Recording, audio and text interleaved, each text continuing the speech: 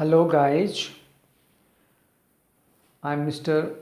Dr. Karmakar, the founder of Unique Spoken English classes. Today I am going to tell you about backstory of English grammar. This is very important to know for each and every one of you. We know that till the close of 16th century there was no any grammar of the English language. In 1600th century, curiously enough, the grammar was first time compiled by B. Johnson, the contemporary and the best well-known friend of William Shakespeare and Elizabethan poet who belonged to England. प्यारे दोस्तों, आज मैं आप लोगों को back story of English grammar के संबंध में बताऊंगा, जो हमारे लिए जानना बहुत ज़रूरी है। आप सबको पता है कि 1600 सेंचुरी के क्लोज तक 16th सेंचुरी के क्लोज तक इंग्लिश भाषा का कोई लिखित ग्रामर नहीं था। 1600 सेंचुरी में इंग्लिश ग्रामर पहली बार रचना किया गया और इसको यानी ग्रामर को रचना करने वाले पहला व्यक्ति हैं B Johnson. And this is why B Johnson is suppose to be the father of English grammar. B Johnson को अंग्रेजी व्याकरण या इंग्लिश ग्रामर का जनक माना जाता है। बी जॉनसन विलियम शेक्सपियर के कंटेम्प्ररी समकालीन और एक बहुत बड़े कवि और नाटककार थे और वे एलिजाबेथन पोएट थे। तो उन्होंने इंग्लिश ग्रामर का रूल रेगुलेशन को फर्स्ट टाइम कंपाइल किया, संग्रह किया और इसलिए उनको जनक, इंग्लिश ग्रामर का, इंग्लिश व्याकरण का जनक माना जाता है। तो उनके हिसाब से अकॉर्डिंग टू बी जॉनसन के हिसाब से ग्रामर का जो परिभाषा है, जो डेफिनेशन है, वो बहुत सिंपल और साधारण है। बी जॉनसन का कहना है the art of true and well speaking a language is said to be the grammar। B Johnson का कहना है कि ग्रामर क्या है?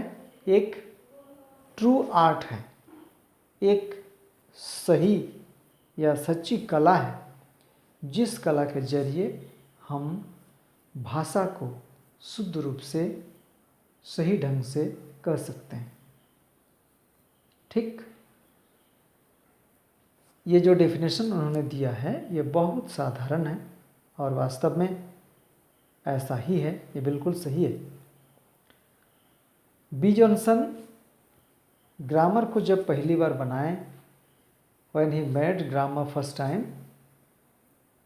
He wrote 5 branches of English grammar. उन्होंने इंग्लिश ग्रामर का 5 शाखाओं का वर्णन किया और वे 5 शाखाएं इस प्रकार है। पहला शाखा है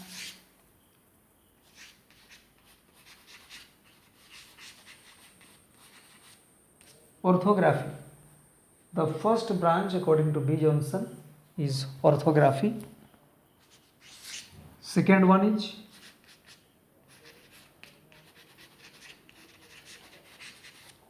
etymology।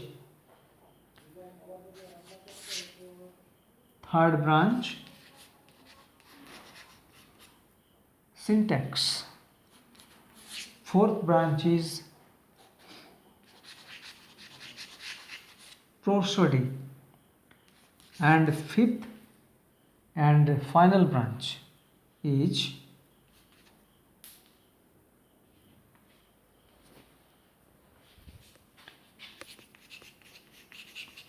punctuation. तो ये 5 शाखाएं हैं इंग्लिश ग्रामर के: orthography, etymology, syntax, prosody and punctuation. Then now let's discuss somewhat about orthography. अब हम ऑर्थोग्राफी के बारे में चर्चा करेंगे.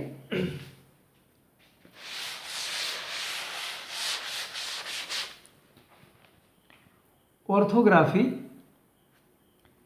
is a unit of English grammar which deals with the Roman script. Orthography Roman script के बारे में डिस्क्रिप्शन देता है. ऑर्थोग्राफी से हम लेटर क्या है, व्हाट इज लेटर, यानी वर्ण क्या है, वर्ण का प्रकार, राइटिंग स्टाइल, ग्रुप नेम, ये सारा चीज लेटर के बारे में संपूर्ण चीज, संपूर्ण विवरण हमें ऑर्थोग्राफी से मिलता है. तो orthography is the first branch of English grammar. ये इंग्लिश ग्रामर का फर्स्ट ब्रांच है, पहला ब्रांच है, पहला शाखा है.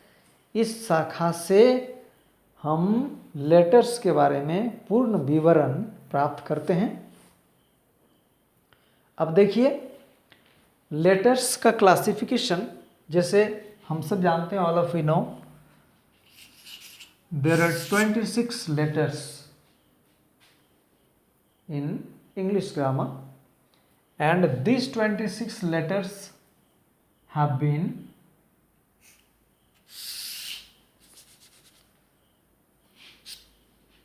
put into 3 groups, like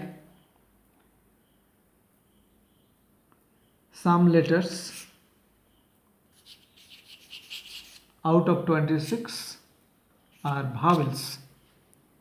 26 में से कुछ अक्षरों को हम भावेल्स कहते हैं, और वे हैं ए, ई, आई, ओ एंड यू. कुछ वर्णों को, 26 में से कुछ वर्णों को कॉन्सोनेंट्स या हिंदी में व्यंजन वर्ण कहते हैं, और वे हैं बी, सी, डी. अब ई तो आया इसमें, एफ, जी, एच, आई आ गया इसमें, J, K, L, M, N, P, Q, R, S, T, भी, X and Z. 1, 2, 3, 4, 5, 6, 7, 8, 9, 10, 11, 12, 13, 14, 15, 16, 17, 18, 19. These 5 letters are vowel. 19 letters को consonants कहते हैं, और फिर 26 में से और एक डिवीजन है लेटर्स का, जिसको सेमी भावेल के नाम से जाना जाता है. और इसमें हम केवल 2 लेटर्स के बारे में स्टडी करते हैं, जानते हैं, और वे हैं W एंड वाई। ये दो अक्षर को सेमी वावेल कहा जाता है, बट ऑन कंडीशन, इसका शर्त है कि जब W और Y किसी शब्द के बीच या अंत में होते हैं, तब ऐसी स्थिति में in such a condition they are called semi vowel. जब ये अक्षर किसी शब्द के शुरुआत में होते हैं तब वे सेमी वावेल नहीं कहलाता है, तब उन्हें कॉन्सोनेंट ही कहते हैं। तो ये रहा classification of letters, and orthography में हम बस यही चीज़ सीखते हैं। दिस इज़ वेरी इम्पोर्टेंट, सबके लिए जानना ज़रूरी है। तो वंस अगेन, और एक चीज़, one thing I would like to remind you, आप सबको हम और एक चीज़ याद दिलाना चाहते हैं कि please don't forget to subscribe this channel. इस चैनल को सब्सक्राइब करने मत भूलिए।